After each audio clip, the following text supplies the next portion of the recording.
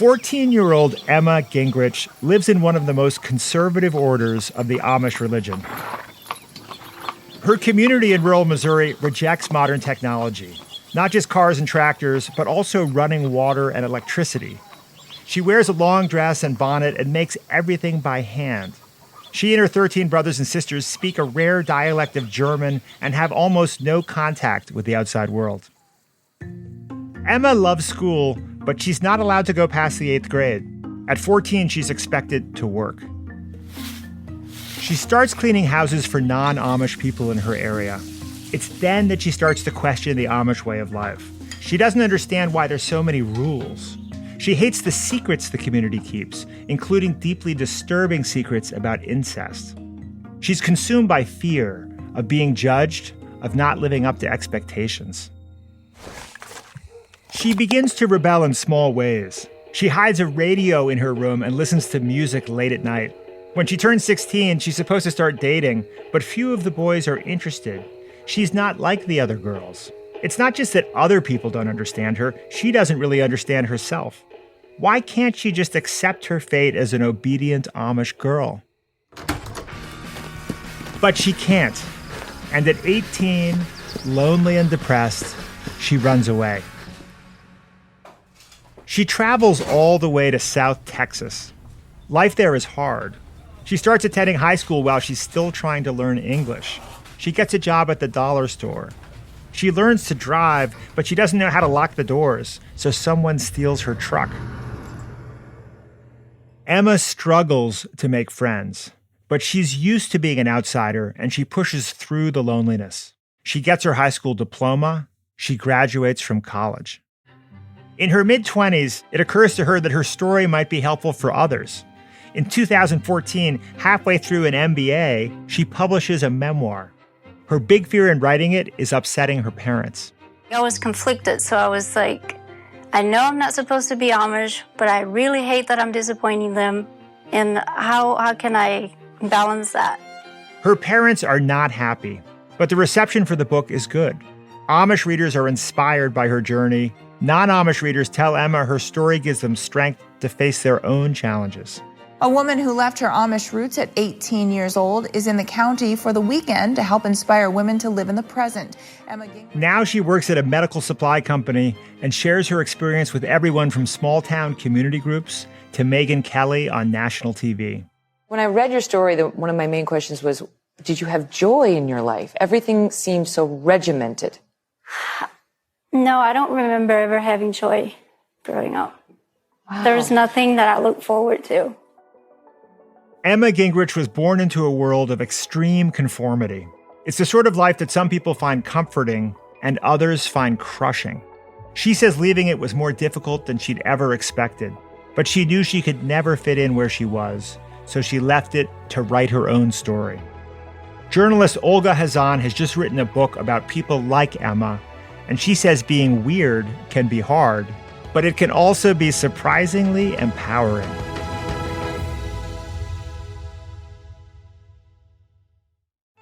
The Anxious Achiever is the podcast about your mental health and your work, where leaders from top companies, entrepreneurs, athletes, celebrities, and leading experts share how they've managed through anxiety, depression, and other mental health challenges, and how they've become better leaders in the process.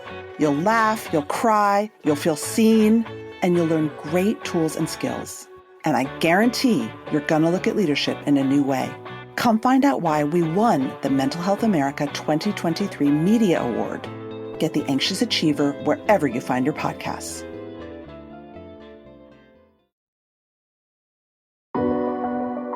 From Wondery, I'm Rufus Griscom, and this is The Next Big Idea.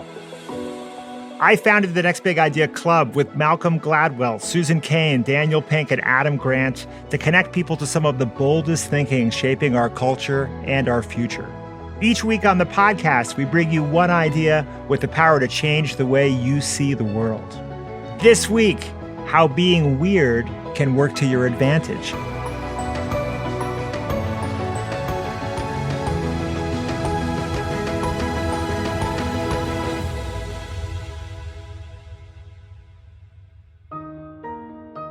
In her new book, Weird, The Power of Being an Outsider in an Insider World, Olga Khazan describes weirdness as the experience of not fitting neatly into a box, regardless of what that box is.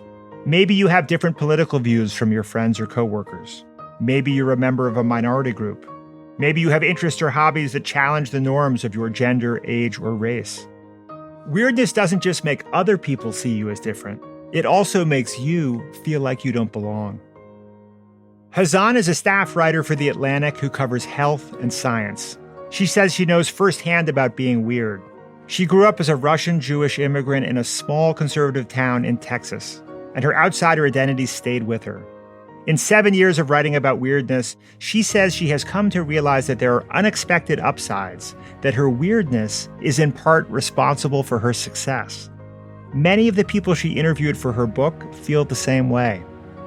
Our interlocutor today is Next Big Idea Club curator Adam Grant. He's an organizational psychologist and a professor at the Wharton School at the University of Pennsylvania. Adam's written 4 best-selling books on topics ranging from nonconformists to how we succeed by interacting with others. He spoke with Olga Khazan by Zoom during the COVID-19 lockdown in May. Hey, Olga, it's great to finally see you. Hi, it's good to see you too. This is definitely the first time we've ever talked, which is exciting for me because even before you wrote this book, I think I'd read at least a book's worth of your Atlantic articles and loved every one of them. Well, thank you so much for reading. Yeah, my book was sort of the culmination of personal stuff and everything I do for The Atlantic, so I was really excited to be able to write it. I thoroughly enjoyed reading it and have lots of questions for you. So I guess the place I want to start is, are you weird? I would say that I am still weird, although people who have talked to me ever since the book came out have questioned that assessment. But yeah, I think there's still, our early childhood experiences shape who we are. So I think I am still weird. Okay, so tell me what's weird about you. I am weird because I grew up as a Russian Jewish immigrant in West Texas, and that was a very weird experience. And it's weird to grow up with 0 family friends or house guests or anyone else interacting with you in your life. I think that's fair, but that's also just situational weirdness, right? It's not an enduring trait that you carry around because if you, let's say, move to New York or DC or Northern California, you would all of a sudden fit right in, right? Yeah, and that's essentially what happened. I moved to DC and I fit right in. I went to DC for college and a lot of my weirdness kind of went away because there was a ton of other immigrants in DC, obviously. But I kind of like some of the essential feelings that I had growing up, some of the social anxiety and imposter syndrome that I had from the kind of unusual childhood that I had remained. And so I wanted to explore what it's like to be weird and kind of learn more about that state of being an outsider in a more scientific way. So when you think about being weird, you think about it more in terms of being a misfit in your context than having just quirky qualities as a person. Yeah, I mean, I really struggled with how to define weirdness for this book because there's the research on weirdness, but you're right, it does tend to focus on like the person who was wearing a red jacket instead of the black jacket. But I wanted to focus on something that was more consistent. So I wanted to focus on people who were different from everyone else around them, as opposed to just had a quirky hobby. Because if you think about it, if you have a quirky hobby like riding a unicycle, you could join a club of unicyclists and suddenly not be weird anymore. And in fact, feel very comfortable and not alienated at all. So I didn't want to pick something that was just generally thought of as unique. I wanted to pick something that was more enduring. Yeah, in your case, right, you actually had to pick up and move in order to fit in. So not such an easy choice for everyone to make. Tell me what was weird about being a Russian Jewish immigrant in West Texas, because I imagine a lot of people can't even imagine that experience. Right. Well, I actually didn't tell anyone I was Jewish until high school because that just wasn't a thing. There weren't any Jews. And everyone was, in fact, an evangelical Christian. And it was sort of taken as a given that you were too. Usually the first question that Texans ask people, at least in the part where I grew up, is what church do you go to? So I became a Christian for a while. There weren't other really foreigners other than people who were Mexican just because of the geography. So just a lot of the things my family did, the kind of food that I brought to school, the kind of clothes that we wore, like everything marked us as outsiders. And it was like a really tough experience at times. So how did you cope with it? Mostly I did not. So Honestly, I left, and that is how I cope with it. And that's a real thing that people do. Obviously, right now we have a ton of polarization in the US and a lot of right versus left conflict. And some of the people that I interviewed for the book actually were Trump supporters who moved from California to Texas so that they could be more accepted by other Trump supporters. And they felt like, if they were wearing Trump t-shirts or praying or something like that openly in California, that they wouldn't be accepted. So they actually hooked up with this organization called Conservative Move, which helps Californians move to Texas so they can be with other Republicans. It sounds far-fetched, but it's actually now like a business model. So Olga, you interviewed some really fascinating people for the book. I would love to hear in particular about an Amish woman that you wrote about. Emma, this Amish woman that I interviewed, grew up in this really conservative Missouri community. And if you want to be Amish, you have to so buy in to the idea of being Amish. It is not like a half-hearted thing. You basically are educated through 8th grade, then you stop going to school. And if you're a woman, you have babies with a guy who is one of 5 boys that you can choose when you're 16 to marry. Wow. And you basically cook and clean for the rest of your life and babysit. She looked at that future and she was like, I don't want to do this. It's not just the technology thing. It's not just the farming lifestyle that doesn't appeal. It's like, I don't want my opportunities to be this limited. And she always just felt this feeling of doubt inside of her. So when she was, I think, 16 or 17, she just walked out of her family's farmhouse and she had smuggled a cell phone and used it to call this friend of a friend who basically took her down to Texas, to South Texas, where they happened to live. And she kind of started life all over again, except she was a U.S. citizen who didn't speak English because they speak Pennsylvania Dutch. She didn't understand any social rules or norms. She was completely alienated from the internet, technology, how people interact on a day-to-day basis. And it really just goes to show how awful it can be both to feel like an outsider in your community, but then even when you try to break out of that community and be more free or join a different community, that period of transition is still really difficult. Yeah. So what did you learn from her about coping with being an outsider or going from being an outsider in one context to then living that in another? So she really was one of the most difficult stories in the book. She had one of the roughest times, but I found that she really used this strategy of changing the way she thought about being an outsider. It went from being where she was trying to hide that she was Amish or apologize for it, especially among the modern Americans or whatever you want to call them that she was meeting. She kind of reestablished herself. She had to kind of learn to think about her outsiderdom in a new way and in a more positive way. So she now is out. She's like a normal 20-something. So she's dating and meeting people.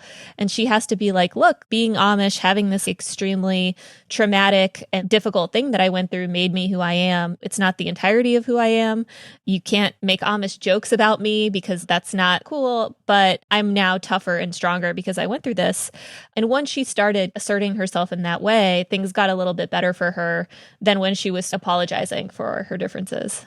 So it sounds like then in psychology, we describe that as a combination of reframing and reclaiming. Is that what she did? Yeah, it's like a combination of cognitive reappraisal. And then there's also like all this work by, I think it's Dan McAdams and others that talks about life narratives and how this is like the Joan Didion thing with we tell ourselves stories in order to live, but it's in a psychological way, which is that the kinds of stories that you tell about the stuff that's happened to you is what determines how it affects you. And so sometimes all it takes is telling the story a little bit differently to yourself and to other people. When I think about the McAdams work, Olga, I think about one finding in particular, which is he basically had people chart their life stories over time on a happiness graph. And there were some people whose life stories just kind of went downward. He called those contamination narratives, and that was obviously bad. And then there was another group of people who had sort of consistently positive, straight line, happy experiences. And then there was a third group that had a much more sort of fluctuating but upward arc. And I thought what was really interesting was the people who had these redemption narratives where something bad happened, but then it turned good, were actually significantly happier than the people who were just happy all the way along. And I wonder if you saw that dynamic in studying these outsiders. Yeah, you're totally right. And that is something that I noticed is that they would inevitably face these challenges because they were doing something unusual and trying to squeeze into this space that wasn't naturally designed for them, right? So something in each of their stories, something bad happened. But then they would reclaim it and say, well, but this just goes to show how much harder I have to work and that's a good thing, or this is going to help me to make it to the next step. And I don't know if most of the people that I talked to were pretty happy. I would say they were also like very self-actualized, more so than happy. They were just very committed to whatever it was they were doing, probably more so than other people. There wasn't a lot of like, maybe I'll be a race car driver, but maybe I'll do something else. It was like, no, this is what I'm doing. And it provides meaning for my life. So I don't know. It's 36 people, so not like a totally scientific sample, but I did notice a lot of commitment to their cause in each of the stories. You have a really interesting story in the book about the Beatles. Would you mind giving us the highlights? Yeah, totally. Even though we think of the Beatles when they started out as really clean cut and like they all had the same haircut and they were so tidy and ready for like moms and teens, they actually were pretty hardcore. They would swear on stage. So it was actually their manager, Brian Epstein, who came in and said that they needed to clean up their act and become more clean cut because that's what was selling at the time. It was, I guess, mid to late 50s. And so that's what they did. They had to like all cut their hair the same way. They had to all wear a suit and kind of look the same. They had to bow at the end of every performance. And they did that. And people who are familiar with the Beatles' later work, you start to see things like the Yellow Submarine. The whole White Album is pretty crazy. Revolver is crazy. There's a song that they did later on called Number 9 or Revolution 9, where the only lyrics are like various forms of the word number 9 over and over again. So you start to see them doing drugs and like growing their hair out and floating off into space because they got super famous. And then suddenly they're like, you know what? We don't have to be normal anymore. We can be as weird as we want. What I think is so intriguing about that, Olga, is a lot of people look at that story and they say, look, either the fame went to their head or they got successful and then they sort of went off the deep end. And what you're saying, I think, is something different, which is they had those weird qualities internally all along, but they didn't feel the freedom to express them until later. Yeah, I mean, that's how this one researcher, Ian Inglis, that I read up on for this part of the book explains it, is that they were actually always weird, but they were told to be normal so that they could get to be successful. And so other people who feel like they're naturally weird can try the same strategy if they can handle 5 to 6 years of normalcy first. It's such a fun example of how status and power don't always corrupt people. Sometimes they just reveal the things we've been keeping inside. Right, exactly. That and a lot of LSD, I think. Yeah, I guess there's a confounding variable in that particular sample. So people can be weird in lots of different ways, and they can try to escape their weirdness, or they can embrace it and use it as a sort of superpower to overcome obstacles and be more resilient. But does being weird mean you'll always feel like an outsider? Or can being weird help you fit in better?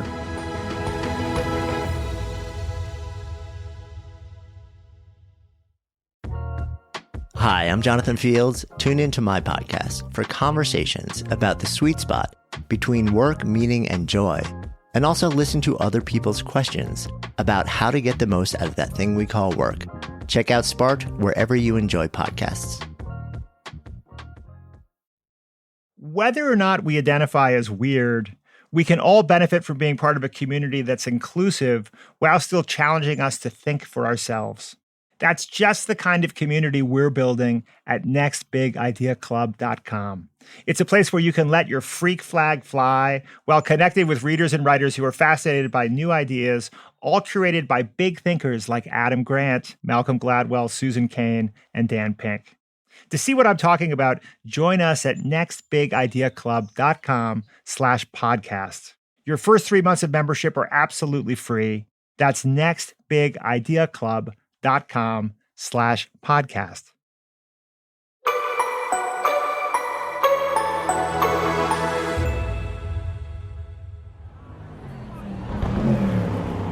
Julia Landauer is 14 years old, too young to get a learner's permit.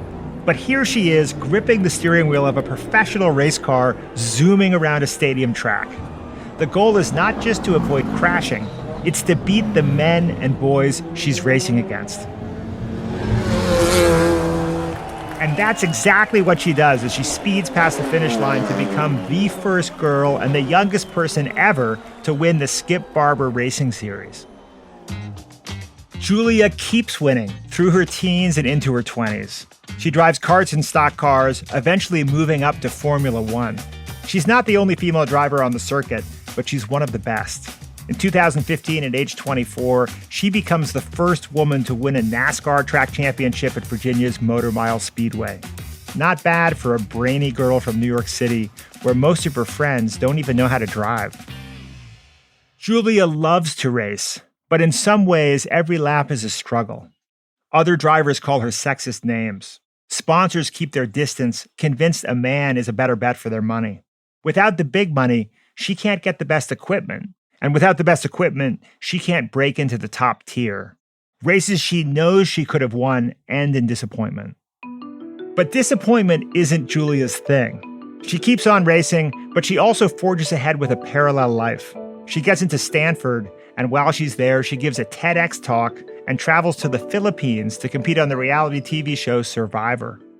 Women are routinely portrayed as emotionally and physically fragile. And the thing is, we're not.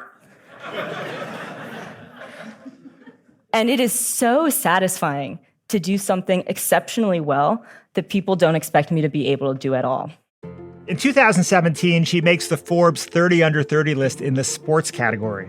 Today, she still races professionally, but she may be better known as a motivational speaker, traveling the U.S. to rev up corporate audiences.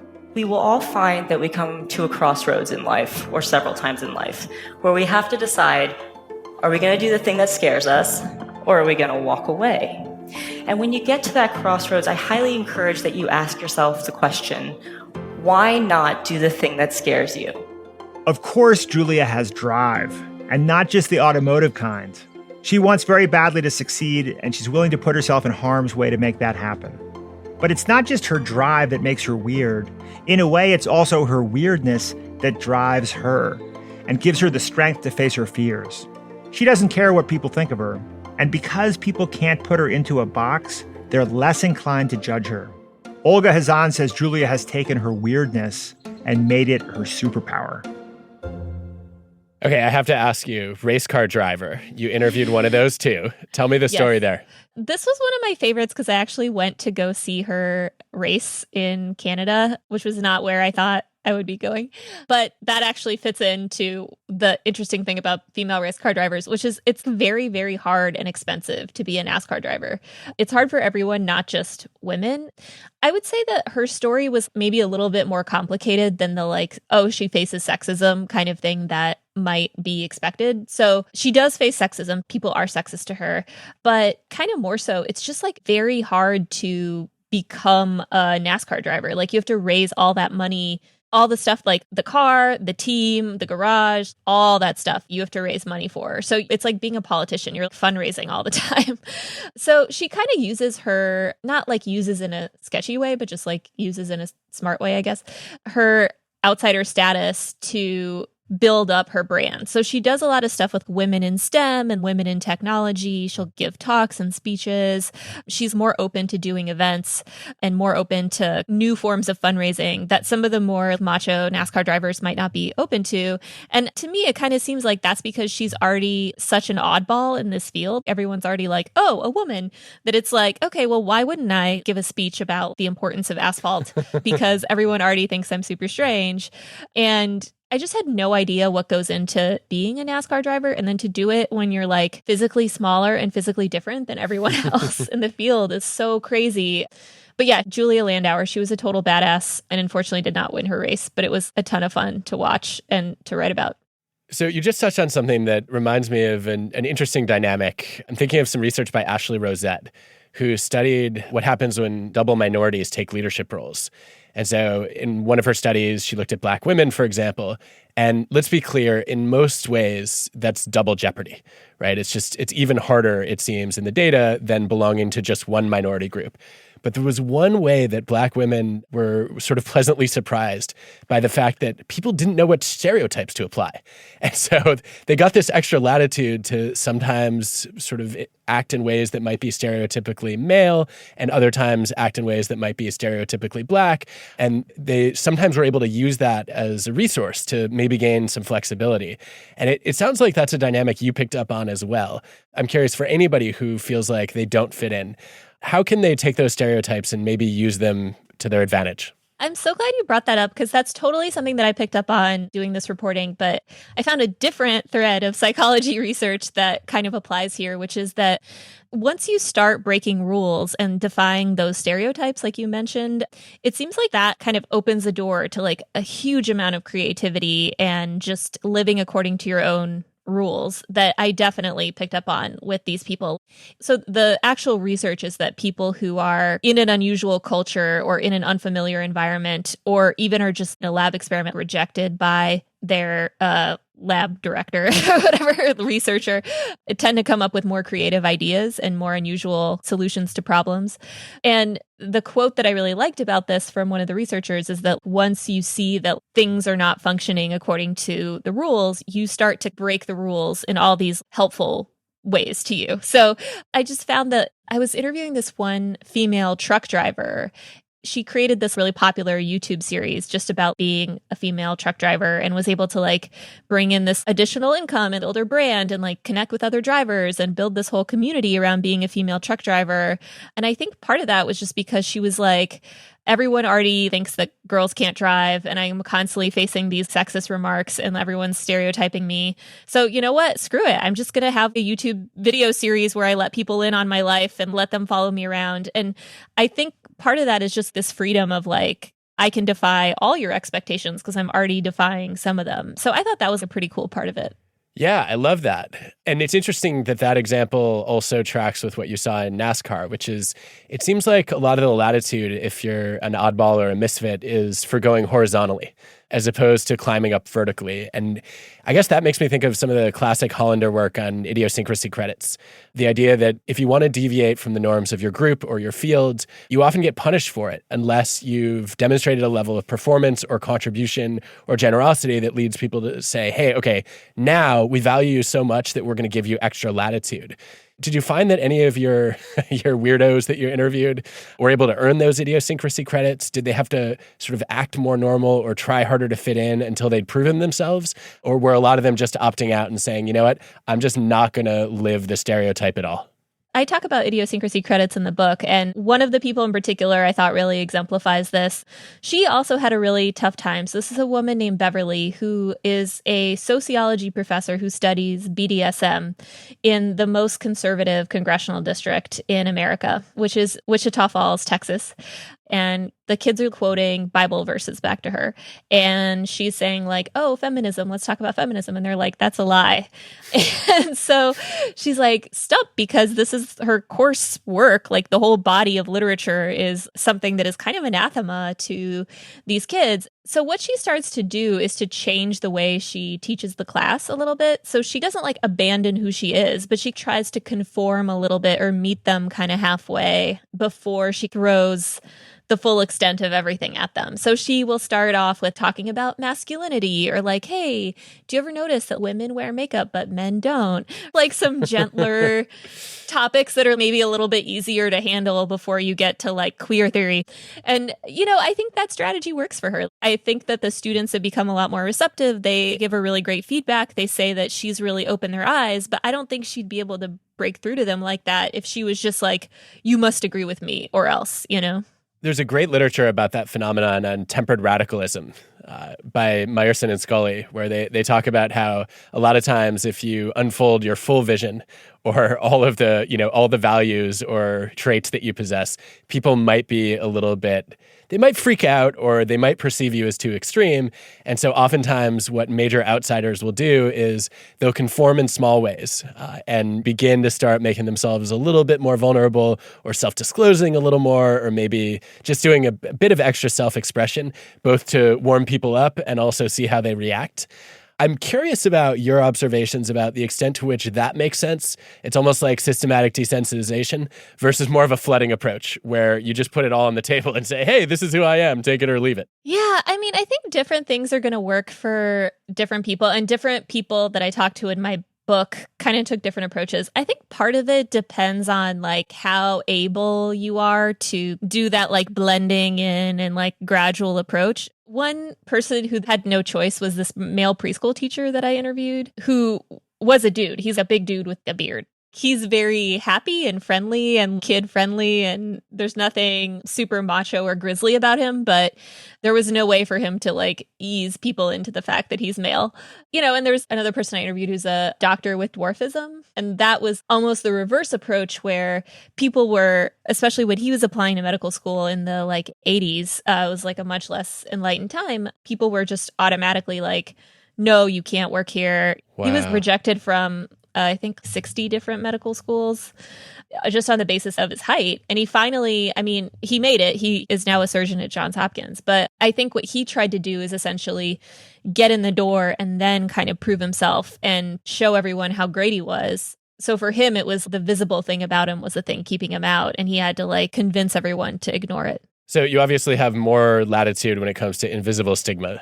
I think one of the things that this book did for me, though, was it made me actually start to see being weird as more of an advantage than a disadvantage. And I started thinking about all the ways that being an outsider can give you access to creative ideas and all of the delights of standing out as opposed to fitting in. Yeah, so there are, like I said, a number of advantages that come with weirdness. Creativity is the big one that I saw, which is just this like, incredible ability to see things from a different perspective and to come up with creative solutions to problems.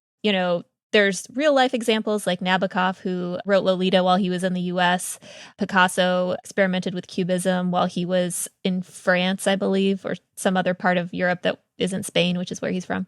And to lab experiments where people are put in an unusual situation and then they actually thrive and get more creative as a result. So I do think it's helpful to put yourself in environments where you're out of your comfort zone. And in fact, some of these studies recommend if you're not necessarily like a female NASCAR driver, maybe you could go study somewhere. Like a big part of the reason why we encourage kids to study abroad in normal times is that it helps open up their perspectives, right? But you could do that as an adult. There's nothing unique about being an 18-year-old that means that that's the only time you can study abroad. You can go to a different environment and learn from the people there and open up your perspective a little bit. But another way that this can work without taking an international vacation is just having a diversity of viewpoints in your workplace or wherever you're trying to make decisions. And there's like a ton of research on this, as you know, that having dissenting viewpoints just helps make for better decisions. It helps keep you from going off the cliff of sunk costs. It helps keep everyone from sinking into groupthink. It just creates those moments of, wait a minute, should we be doing this or should we be doing something else? So one thing you could do is just hire people who disagree with you and who are willing to pump the brakes and throw up yield signs for the betterment of your organization. So we've seen how people can take their weirdness and turn it into a strength. But surely that's easier in some environments than others. How do your circumstances, like what country you live in or even what school you go to, affect how you are perceived? And for parents of children struggling with being different, is there anything they can do to help them push through some of the painful challenges that so many kids and teens face during those difficult years? So many questions about how to embrace your weirdness and make weirdness work.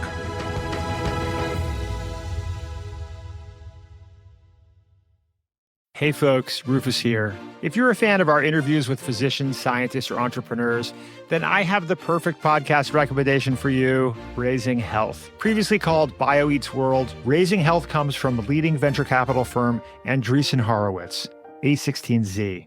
Each episode, Raising Health dives deep into the heart of healthcare, biotech, and AI with A16Z general partners. Along the way, they explore the real challenges and opportunities in health and biotech entrepreneurship. Not to mention, you'll hear raw insights and actionable advice from notable guests like Omada CEO and co-founder Sean Duffy, and AI expert and In-Sitro CEO Daphne Kohler. Don't miss out.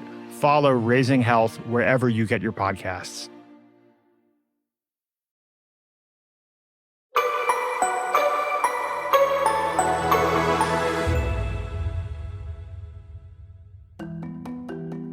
In her book, Weird, Olga Khazan writes about what it means to be weird and the sometimes surprising benefits that often go along with it. Her interviewer, Adam Grant, is a world-renowned organizational psychologist who studies workplace culture.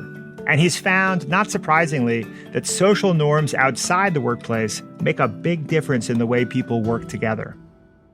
I'm struck by a few things as I think about what it means to be weird and why that's a good thing in society. I wondered if you could talk a little bit about cross-cultural differences. It seems like, in a way, your book is a case for American individualism and its advantages and triumphs, and that, in some ways, we might not want to be as collectivistic as China or Japan. I think your perspective is more nuanced than that, though, and I'd love to hear you articulate it. I do acknowledge in the book that it's easier to be weird in a loose culture than a tight one. Tight cultures, just as a recap, are the Amish and other really conservative religions or really tight-knit cultures. I think Singapore is one that I mentioned. And then loose cultures, of course, are the opposite. So like Burning Man or something else where everyone can just do whatever they want with their own art installation. But first of all, I say in the book that they both have advantages and disadvantages. I think one thing that you're seeing now, an advantage of tight cultures, is that they're much better at stopping things like pandemics. When you have a culture where everyone kind of does their part and everyone is willing to act in coordination, it's much easier to do things like test, trace, and isolate, which is pretty much the only way to stop COVID. And one reason why we're having so much trouble with that in the US is that we are so individualistic and we're like, well, I'm going to go get my hair cut. People in tighter cultures just don't do that kind of thing if they feel like they're not supposed to. And I would also say that it's not so much American individualism. I would say that the best cultures for people who are oddballs are cultures that just are more liberal culturally or socially. Some of the most loose nations are like Finland and Sweden and places like that, which I wouldn't necessarily call like individualistic. I just feel like they're a little bit more live and let live. But I don't know. I feel like there's this certain like everyone's business is their own business that is kind of makes it easier to just have whatever beliefs you have and to like be the way you want to be in a certain country. Yeah, no, I think that's fair. I like your point that it's more about the conformity expected in a culture than it is about being individualistic or collectivistic. Yes. So I want to come back to this point about what if I'm not weird enough? Because whenever I do a conversation like this, I want to think of myself as a stand-in for the listener. And so, I think one of your messages is embrace your inner weirdness, right? Don't be afraid of being an outsider. I think people struggle on both extremes with this problem. Mm-hmm. Some people feel like they're just too far outside and they can't fit in. Other people feel like they're quintessential insiders and they're not weird enough. And the psychologist Marilyn Brewer, I think, has a great resolution to this paradox when she says, look, we should have optimal distinctiveness. What we want is we want to simultaneously fit in and stand out. And the way that people solve this is they join distinctive groups. And that way they feel a tremendous sense of belonging within the group, but then the group is different from all other groups and therefore they get to distinguish themselves. What's your take on optimal distinctiveness? Is that the answer? Is that what we should all be looking to do or no? Yeah, I talk about optimal distinctiveness. I do think that's a great solution, especially for people who are naturally drawn to those groups. I, for a while, tried to make friends with a bunch of other Russians, and that has actually been really helpful. There was like a wave of Russian immigrants who came to the US at the same time as my family, and I befriended a lot of other people from that same cohort. And it's actually been a really great support group for me, just because there's like a lot of stuff about Russian culture that is very distinctive. It's like if I talk to my American friends about some of the stuff that I talk to my Russian friends about, it would freak them out. It's just like too much for Americans. So that has actually been really nice and like a really good comfort to me. So I wonder if I'm seeking out optimal distinctiveness in that way. And I get what you're saying, where like some people might be lying awake at night thinking, am I too normal to reap the benefits of weirdness? I don't think too many people believe that, or at least, I don't know, I meet so many women that you would think like, you're completely normal, you're completely like everyone else, there's absolutely nothing about you that is less than in any way, but they have incredible amounts of imposter syndrome and just feelings of like, I don't belong here. And I think that feeling comes from this internal sense of weirdness rather than like people being like, oh, why do you have like a third eyeball or something like that, you know?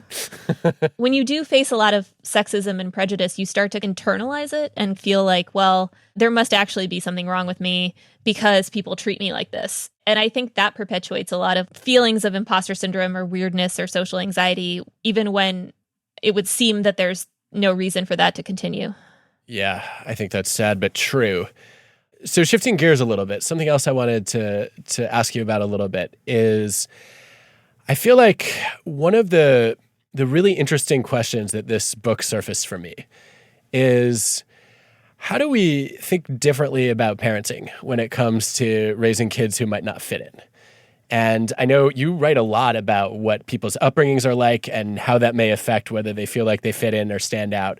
But what advice do you have for parents who are maybe discovering that their kid doesn't fit in the classroom, or who might be living in a community where they don't fit in for a variety of reasons? What can and should they do? So many parents have asked me this since the book has come out, and I'm so glad that they're reading it and thinking about it for their teens and tweens and anyone else at the reading level that it requires.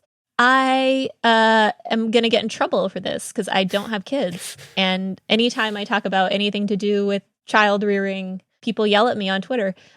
Okay, I feel like the message that I took away was just that all the people that I talked to were like dweebs and freaks and geeks in high school and middle school. And we're just like, I don't know. I'm not like everyone else. What am I going to do? I'm a girl who loves trucks. And like, I'm just going to hide that, I guess, until I graduate. And the answer to the question is just that after you're done with high school, after you're done with that, everyone in the same crucible together, you can really become who you want. Like, you can quit the church that doesn't accept your sexuality. You can, quit the marching band if you never wanted to do it. A lot of people quit their genders in my book. I feel like finding a loose enough culture and one that will accept you for who you actually are is the solution to feeling miserable as a kid. And as someone who was miserable when they were in middle school and high school, I don't know how to like help that while it's happening, other than just knowing that it's going to be over soon. I don't know if that's uplifting enough. I'm sorry. No need to apologize. I think like prejudice, it's a hard problem. Yeah. And I think your take is realistic. So it does make me wonder, though, if there are things you'd like to say to teachers or principals or other administrators about, look, a lot of us sort of reached peak discomfort with weirdness in middle school or high school. Is there anything that could be done to try to make that a little better along the way? I just feel like kids do not need any help categorizing each other. We had in my high school a most beautiful and most handsome category for our superlatives for graduation. And it was not the kid with Down syndrome gets most handsome as a nice thing. It was literally the most beautiful and handsome in the school. And then everyone else there's 3 runners up. I mean, obviously don't do that stuff. That's horrible. And I mean, I will say that my high school has since gotten a lot better. And they had, I think, an LGBTQ prom queen a couple years ago, and it made the Dallas Morning News because it was like a very big deal. So, I mean, I think the society is generally moving in a better trajectory, but I think anything you can do that will stop the relentless categorization of people and exacerbate differences among people is a positive thing. Well, Olga, this has been really enlightening and also entertaining. Thank you for taking the time to do it. Absolutely. Yeah. Thank you so much. And yeah, this was super fun. Thanks for writing it. I hope everyone reads and enjoys Weird.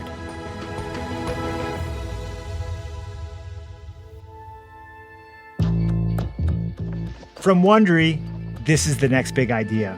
If you have thoughts about Weird or any of the other books in our series, we'd love you to join the conversation with me, Olga Khazan, and the other authors who appear on this show at nextbigideaclub.com/podcast.